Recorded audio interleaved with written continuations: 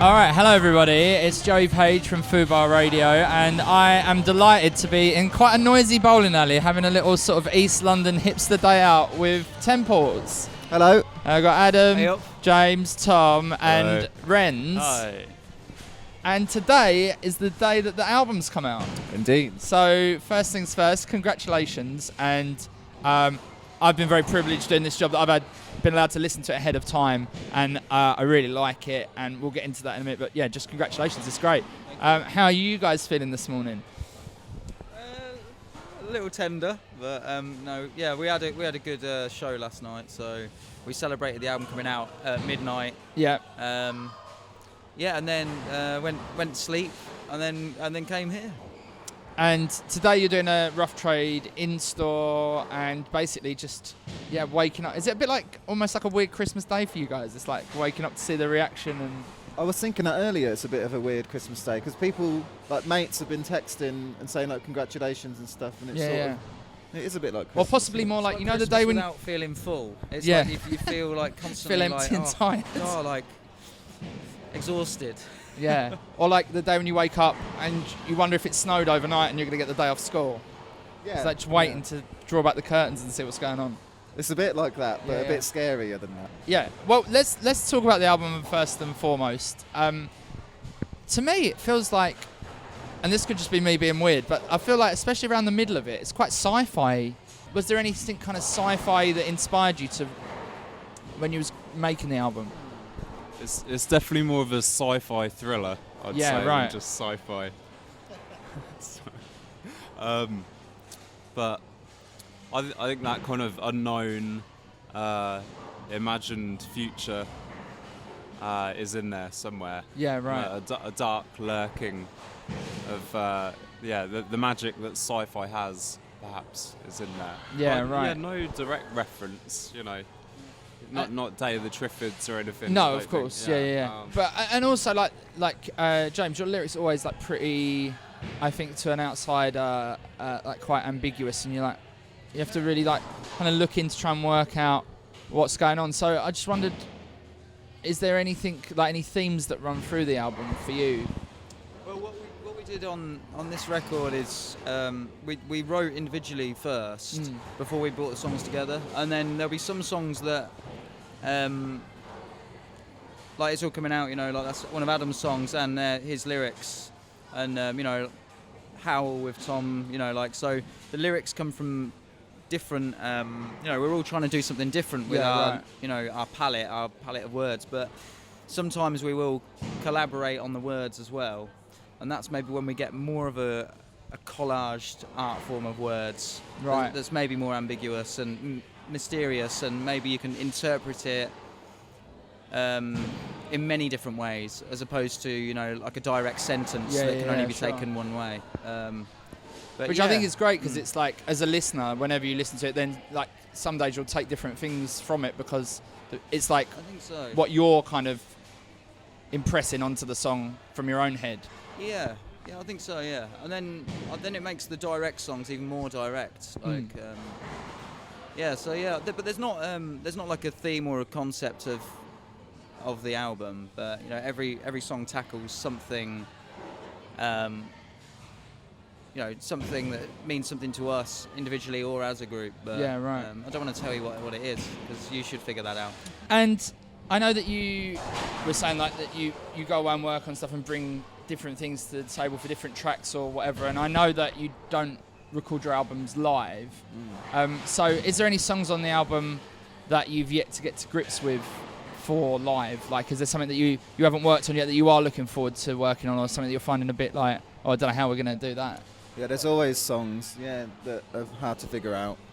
Yeah, I think it's always a learning curve with us, because like you say, we don't record live in the studio, so we generally don't come out of recording an album knowing a song, how to play it. Yeah, because exactly. it's so fragmented how you do it. Yeah. So you end up having to do what other people would do to learn our songs, by listening to it and going, what did I play there?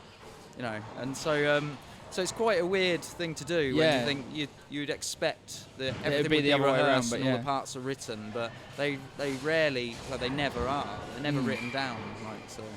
It's like being in a covers band. Of our own yourself. band, yeah. And But a shit one. and obviously we're right at the beginning of the cycle of stuff, but is there something that already in the gigs that you've been playing since you've had the stuff where you're like, yes, this is like an amazing one to play live? Is there something you're particularly enjoying at the moment, each of you? Maybe have you got one that is your favourite at this moment in time? Going down well. Holy Horses is really going down well. Yeah, but all Holy of the Horses new is ones are going amazing, down actually. well, to be honest. I mean, last night we played 3 that we've never played before, so we can't really judge one gig on how well they go down yet. Yeah. But you know, the singles have gone down well. Yeah, of course. Definitely.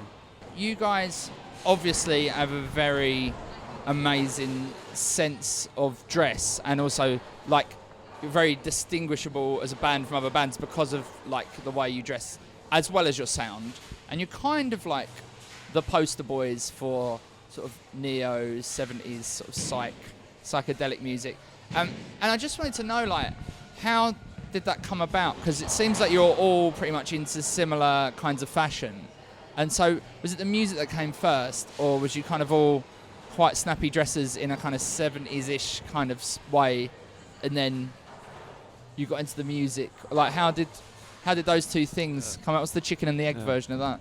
Well, when we met about 7 years ago, we were more into the 60s. Right. So we've kind of moved into the 70s in real time from 68.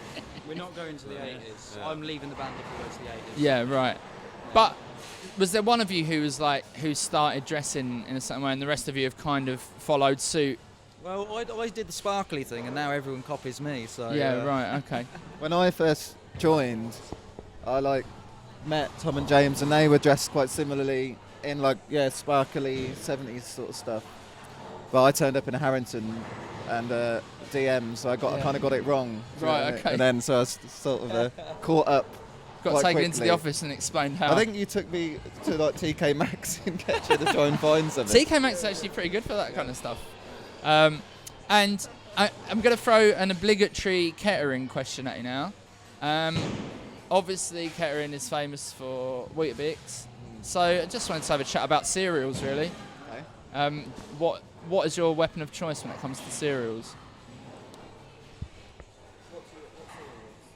What cereals? Oh, granola, yeah, with some coconut milk. Okay, Yeah. all right. Very expensive And tastes. some coconut crisps on top. Oh, okay, very great, nice. yeah. Toasting the almond yourself as well, or what? Yeah, just buy a pack in the Yeah. supermarket. Really easy, actually. Yeah. Tom? Is porridge a cereal? Yep. Yeah, Yep. porridge. Great, fine. I'm still thinking. You go. I'm trying to think of. Don't really eat cereal, to be honest with you. No, But okay. if I was forced to choose, probably say Weetabix. You would go for the Weetabix. Weetabix. All right, yeah. I'd probably go for. I'm similar. The breakfast thing is like cereal wouldn't be my first choice, but probably mini Weetabix, the little mini ones Okay. that have like what is it? Not With the, like- not the chocolate ones, the other ones. They're like fruit and whatever. Is that what, with like a yogurt thing on the top, like no, a frosting? they're just. They're like almost like fruit and fibre. It's not that. Do you know what? I'll just go with fruit and fibre actually. You're gonna go fruit Yeah, and it keeps fibre. you regular. Yeah, all right, good. You've got to have some regularity in your life when you're in a. But you have to eat the cereal regularly, obviously. Yeah, obviously, yeah. Don't, so it doesn't work. No, well, The regular but still, one the day a year. the intentions are good though. Well, listen, thanks so much, and again, congratulations Thank on you. the album. I listened to it all the way from Gloucester to London yesterday, so I've had a few goes on it, and yeah, I'm really enjoying it. So yeah, congratulations, and yeah, thanks for coming on FUBAR Radio. And thanks to All Star Lanes for letting us do this interview in their wonderful bowling alley, and for the delicious milkshakes.